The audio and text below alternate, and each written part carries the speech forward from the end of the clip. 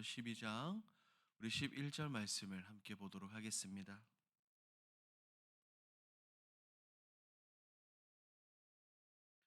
고린도전서 12장 11절 말씀을 우리 한 목소리로 함께 읽도록 합니다.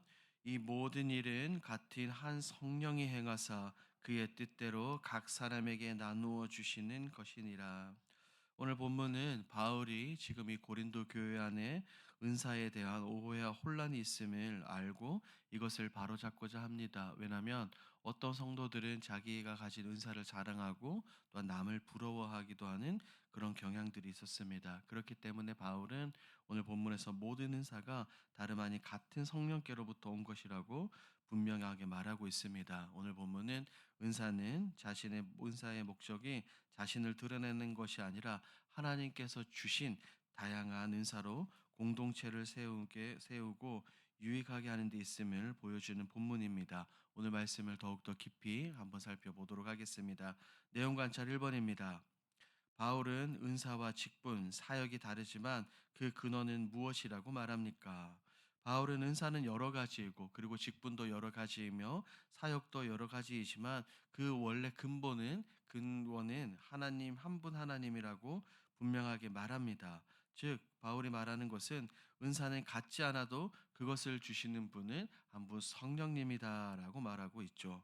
따라서 성도들은 은사의 크고 작음을 비교하고 시기하고 질투하고 자랑할 것이 아니라 모든 은사가 하나님께로부터 왔음을 기억하고 교회와 하나님의 나라와 영광을 위해서 사용돼야 된다라고 말하고 있습니다. 내용 관찰 2번입니다. 바울은 성령을 각 사람에게 나타내신 목적이 무엇이라고 말합니까? 오늘 본문에서 바울은 이 성령이 각 사람에게 나타나신 목적은 다름 아닌 공동체의 유익을 위함이다라고 이렇게 말하고 있죠.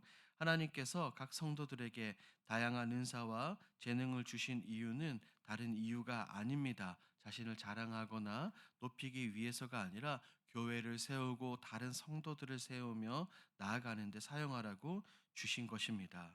왜 그럴까요? 우리 연구와 묵상에서 좀 더 깊이 살펴봅니다. 바울은 왜 성령께서 주신 은사와 직분, 사역이 공동체의 유익을 위한 것이라고 강조합니까? 바울이 본문에서 이것을 강조한 이유는 은사의 목적이 이 경쟁이나 자기 과식에 있지 않기 때문입니다. 이런 은사는 분명하게 주님의 몸된 교회를 세우는 데 있기 때문입니다. 앞서 말씀을 드린 것처럼 당시 고린도 교회 성도들은 자신이 가진 이 은사를 서로 비교하고 또한 자랑하는 경향이 있었습니다. 그렇기 때문에 바울이 그들에게 강조한 것입니다.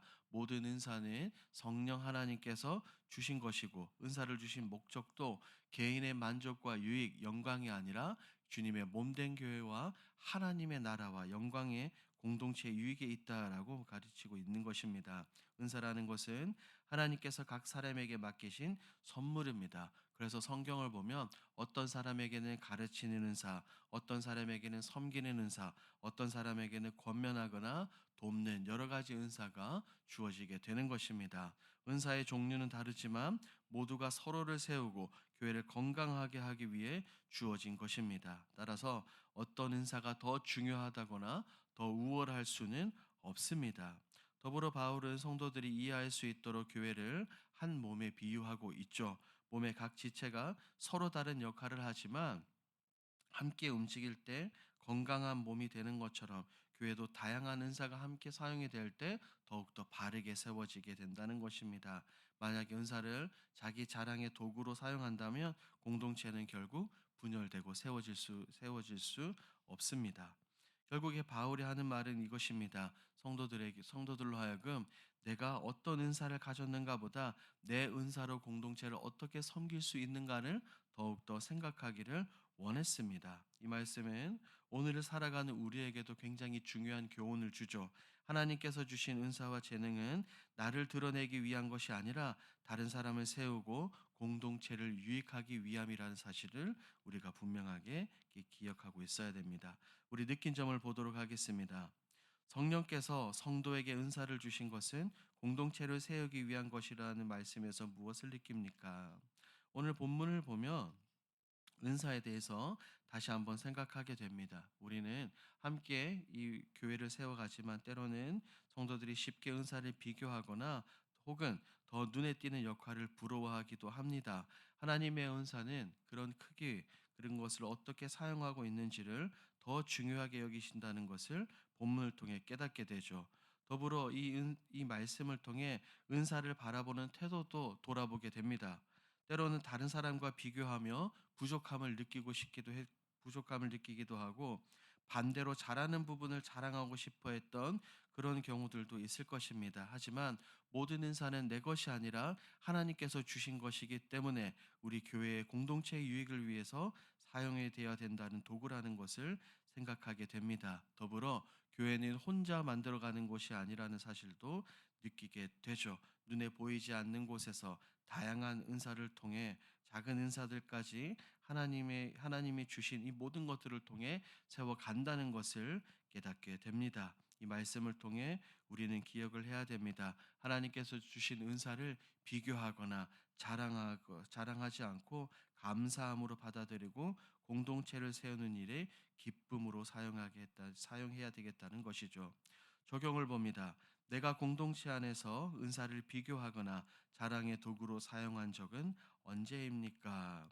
오늘 말씀을 통해 지난 우리의 모든 생활들을 한번 돌아볼 필요가 있습니다. 다른 사람과 비교하거나 혹은 하나님께 주신 이 은사를 인정받는 도구로 사용한 적은 없는지 말입니다. 성경을 보면 이런 예들이 굉장히 많이 등장합니다.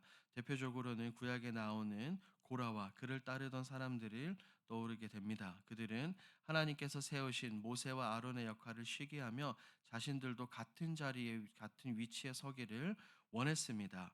그들의 문제는 단순한 불만이 아니라 하나님께서 주신 자리와 그 역할에 만족하지 못했던 것이죠.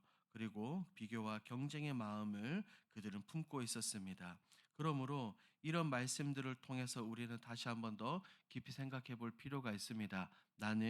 우리는 하나님께서 내게 맡기신 은사와 자리에 감사하고 있는가? 아니면 다른 사람과 비교하면서 인정받기를 원하고 있는가라고 말입니다.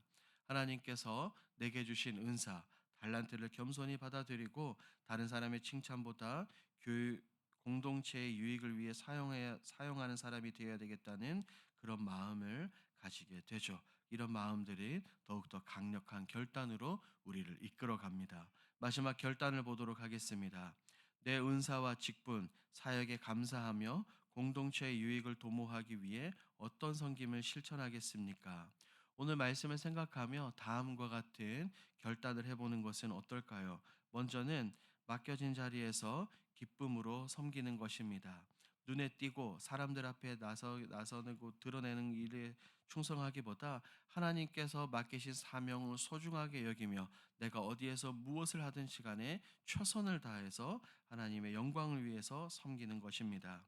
그리고 이어서 비교보다 우리가 협력을 해보는 것은 어떻겠습니까? 다른 사람의 은사를 시기하거나 경쟁 의식을 가지기보다 함께 교회를 세워나가는 동력자로서 함께 달려나아가는 것이죠. 이렇게 될 때 오늘 바울이 본문에서 말하고 있는 것처럼 우리가 서로 하나 되어 주님의 몸된 공동체인 교회를 더욱더 잘 세워나갈 수 있을 것입니다. 이것을 기억하시고 오늘 하루의 삶 속에서 이 모든 것을 실천하시는 저와 여러분들이 되길 우리 주님의 이름으로 축복합니다. 아멘. 오늘 들은 말씀을 기억하며 함께 기도로 나아가겠습니다. 첫 번째 기도 제목입니다. 하나님의 영광을 위해 살아가는 삶이 되게 하옵소서. 성령께서 주신 은사를 감사로 사용해 공동체의 유익을 이루는 도구가 되게 하옵소서. 우리 6월 공동 기도 제목입니다. 모든 세대가 함께 드리는 예배 가운데 하나됨의 은혜를 누리게 하옵소서. 세대 간의 장벽이 허물어지고 사랑의 교제가 풍성하게 하옵소서. 이와 같은 공동 기도 제목으로 기도하시고 여러분들이 가지고 오신 개인 기도 제목으로 자유롭게 기도하시다가 돌아가겠습니다. 우리 주여 힘차게 부르짖고 기도합니다. 주여